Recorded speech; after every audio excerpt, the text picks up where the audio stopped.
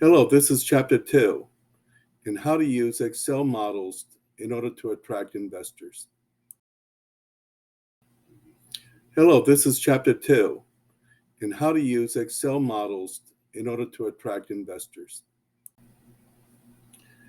Here I have clipped away a picture of all the sheets required in order to create your yearly business model. Note that I've broken it down by annual, quarterly, and monthly. You also will see monthly expense model, namely what costs to run a company on a monthly basis, number of personnel you're going to be adding every month all the way for 4 years, the R&D product. Here, this is an actual prototype, an actual product being manufactured, what it costs to manufacture one product, and what happens when you start to manufacture in volume, which gives you the gross margins for that product. The other sheet that I have here is office lease. And another thing is the cost of goods sold as well as revenue model, which has to be included. By the way, the cost of goods sold can be calculated from the R&D production. And finally, assumptions. Why assumptions? Where you need to designate what will be the corporate tax rate, for example. If you have a multinational company, what will be the currency fluctuations over 4 years?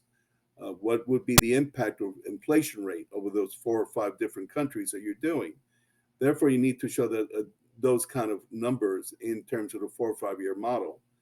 Meanwhile, I also encircled, as you can see, when I build this yearly model, I indicate the dollar investment and how much money or capital there is in the company. This is the final, again, this shows the final product you need to create when you do an Excel model for investors. That gives you an idea of how much money will take to run the company.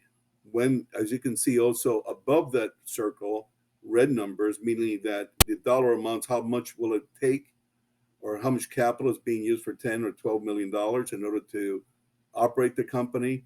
That gives you some idea how much will that capital take you. And sometimes it's referred to as the level of what's called zero sum, at which point you start to become profitable.